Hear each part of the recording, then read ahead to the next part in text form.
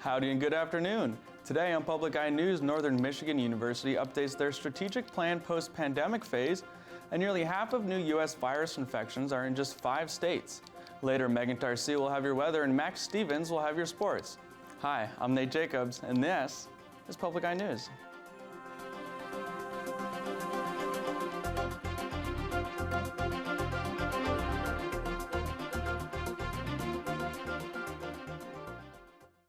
As we continue into vaccination season, Northern Michigan University has been rolling out ideas for a strategic post-pandemic phase. NMU President Fritz Erickson sent an email outlining some of the proposed actions for the near future as they work with the Strategic Resource Allocation Project. The first phase of the strategic plan is categorized into priority facilities, addressing current issues, and elevating student experiences. NMU is looking to create a new College of Business building closer to campus and a career tech and engineering facility. Phase 1 of the plan also has a focus on new energy master plan and a strategic sustainability plan. And robots are on the rise in the Upper Peninsula as the Upper Peninsula Health System Marquette has brought robots to surgery rooms.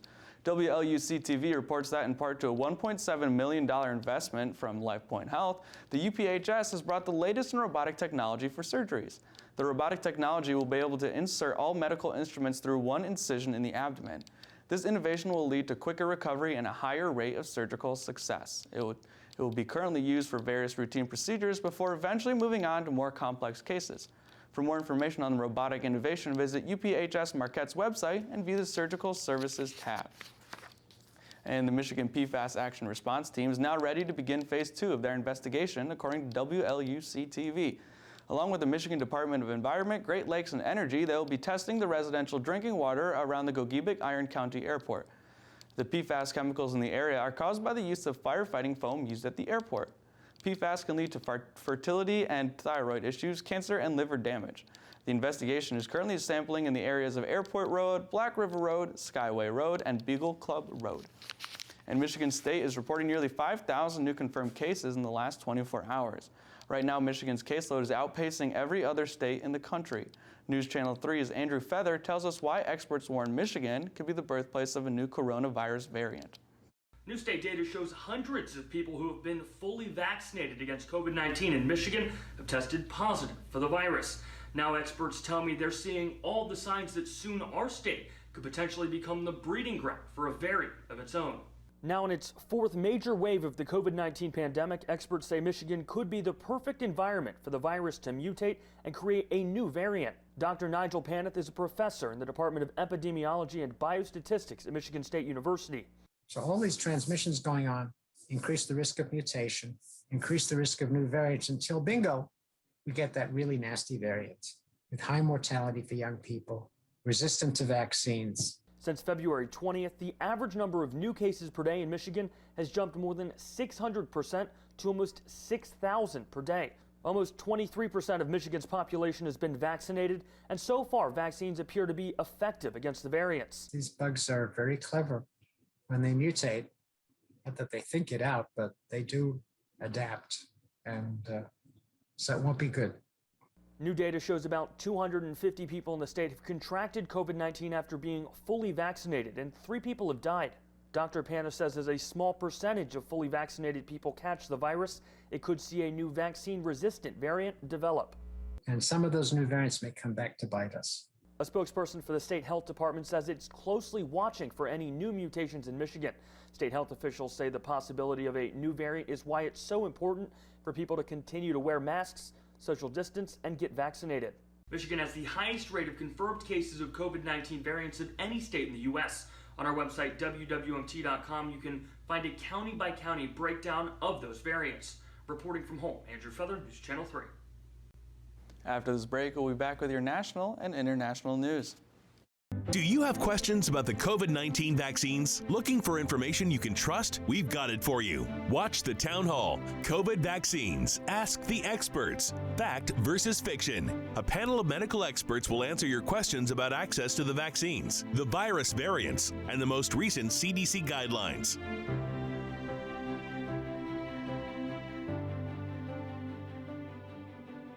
Sunday night at 7 on WNMU-TV. Welcome back. With the ongoing pandemic, roughly half of the country's cases are stemming from just 5 states, and Michigan is one of them.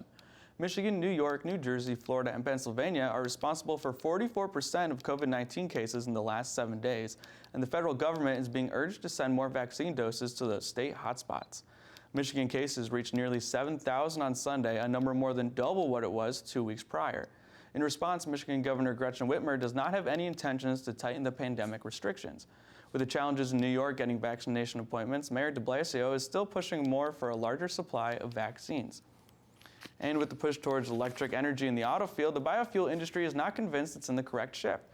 President Joe Biden recently proposed an infrastructure plan to support 500,000 electric vehicle charging stations in response to climate change. General Motors has a goal to have all cars electrically fueled by 2035, and many states are taking the initiative to do so. Corn-based ethanol and soy-based biodiesel manufacturers beg to differ, stating biofuels will be needed for the foreseeable future. According to a study by Harvard and Tufts universities, biofuels emit 46% less carbon emissions as compared to gasoline, and nearly 40% of the U.S.'s corn crop is used for ethanol. No matter if the future is electric or biofueled, farmers are going to have to adapt to fit the crop market. And President Biden is calling on all states to make all adults eligible for COVID-19 vaccines by April 19th if they haven't already done so. But even as daily vaccination rates have soared in the recent months, new cases have been starting to tick up. Federal health officials say the nation is still at risk of another surge. Natalie Brand reports from the White House. In less than 2 weeks, President Biden wants all states to make all adults eligible for the COVID-19 vaccine if they haven't already done so. And while getting a vaccine appointment is still a concern in some places, federal health officials stress that is changing. There was a gap between supply and demand, and literally every day that goes by, if that gap is closing. The updated vaccine timeline comes as many states have lifted COVID restrictions and daily new cases have started to climb. This fight isn't over. In Michigan, which leads the nation in new cases, Governor Gretchen Whitmer got her shot Tuesday. The CDC found the B.1.1.7 variant that originated in the UK accounted for nearly 40% of Michigan's cases last month. The B.1.1.7 variant is now the most common lineage circulating in the United States. The Biden administration says it does not plan to mandate a vaccine passport system, but federal health officials say they expect businesses and universities to take action on their own. They're going to say, we're not going to have you come in unless you get vaccinated. You're not going to see that from a federal government mandate. At least 8 colleges have already said they'll require vaccinations for students returning to campus this fall. In K through 12 schools, the CDC estimates nearly 80% of teachers and school staff have received at least 1 dose of the vaccine. Natalie Brand, CBS News, the White House. The trial for former Minneapolis police officer charged with the death of George Floyd resumed this morning. Yesterday's testimonies focused on the restraint Derek Chauvin used during the arrest. Naomi Rackham reports what's happening inside and outside the courtroom.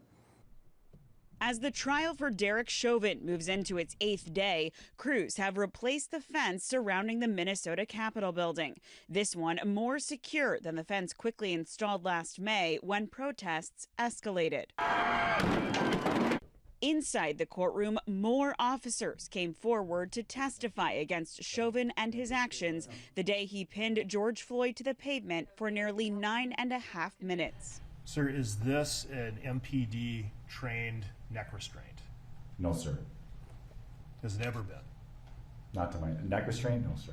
Records and court testimony show Chauvin received extensive training on the appropriate use of neck restraints. One instructor told the jury Minneapolis police are taught to stay away from the neck when possible and to restrain with a knee on the back or shoulder if necessary. Another use of force expert testified that Chauvin's actions were excessive.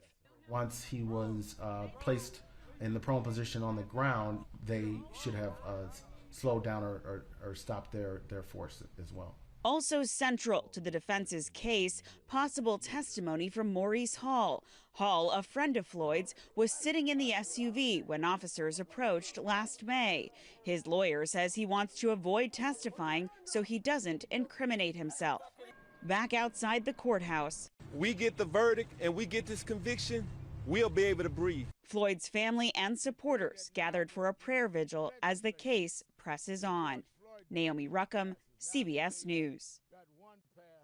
After this break, we'll have your weather and sports. Last night was a tragedy. Akai Gurley was shot and killed by police officer Peter Liang. The charges are manslaughter in the second degree. As a Chinese officer said, they threw him under the bus.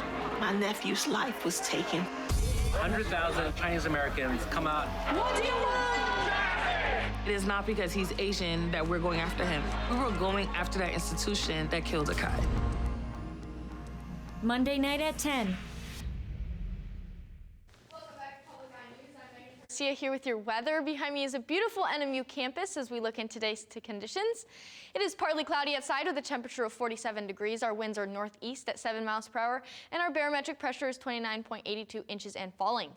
Tonight's conditions will be rain showers with a low of 46 degrees, and winds will be east-southeast at 7 miles per hour. Tomorrow's conditions will be rain showers as well, high of 67 degrees, and our winds will be southeast at 13 miles per hour. Looking across the UP, we have partly cloudy skies throughout, starting over into St. Marie, it is 59, Manistee at 56, Escanaba also at 56, down in Menominee 58, Iron Mountain at 70 degrees, Ironwood at 58, up in Houghton it is 54 degrees, and here in beautiful Marquette it is 47 degrees. Looking ahead at our weekly conditions, starting with Friday, it'll be a high of 57 and a low of 44, overcast skies with rain showers later on. Saturday will be a high of 56 and a low of 40 degrees with rain showers in the afternoon. And Sunday will be a high of 47 and a low of 41 with the occasional rain showers. Now going over to Max Stevens with our sports. Thank you, Megan. The MHSAA basketball championship tournaments are nearing their conclusion, and only a handful of UP teams are still playing for a shot at a state championship. Earlier this morning, the previously undefeated Kearney-Nadeau girls basketball team was eliminated in the Division IV state semifinals with a 61-37 loss to Fowler. That leaves Calumet in Division III as the sole UP girls basketball team still playing, and they match up with another undefeated team in Kent City today for the right to advance to the state championship game this Friday against Grass Lake. Meanwhile, on the boys' side of the tournament, Iron Mountain advanced to the Division III state semifinals with a 53-50 win over McBain. They take on Schoolcraft tomorrow afternoon with a return to the state championship game on the line. In Division IV, Rudyard is the last UP team remaining as they advance to the semifinals with a 76-48 win over Kearney-Nadeau. They take on Wyoming Tri-Unity Christian tomorrow morning. Detroit Tigers rookie Akil Baddoo continued his hot streak to begin his MLB career yesterday as he delivered the walk-off RBI single in the 10th inning to give the Tigers a 4-3 win over the Minnesota Twins. Baddoo was acquired by the Tigers from Minnesota in the Rule 5 draft back in December, and until this year had never played above Class A in the minor leagues, but despite all that, has erupted onto the major league scene. In his debut on Sunday, he smashed a home run in the first pitch he saw. In Monday's 15-6 loss to Minnesota, Baddoo crushed a grand slam. He entered yesterday's game as a pinch runner, but stayed in to play outfield and ended up delivering the winning hit. Baddoo's hot streak has even persisted into today as he hit the first triple of his MLB career to drive in a run and give the Tigers an early lead in today's contest with the Minnesota Twins. And the 2021 Bullet Chess Championship concluded in stunning fashion earlier today with upsets across the board and a new champion crowned. In the first semifinal match of the day, Grandmaster Andrew Tang defeated Grandmaster Daniel Naroditsky by a score of 9.5 to 7.5. In the second semifinal match, 17-year-old Iranian Grandmaster Alireza Firouzja pulled off a stunning upset of American Super GM and reigning bullet chess champion Hikaru Nakamura 10 points to 8. Then in the championship match, Firouzja continued his monstrous winning streak, crushing Tang in the finals and winning it all by a final score of 11 points to 5. With the victory, Firouzja takes home a cool $10,000 grand prize and adds another accolade to his already impressive young career. The 17-year-old is ranked 13th in the world and is the youngest player in the FIDE Top 100 players. And with that, that's all the time we have for today on Public Eye News. Thanks so very much for joining us, and we'll see you all tomorrow.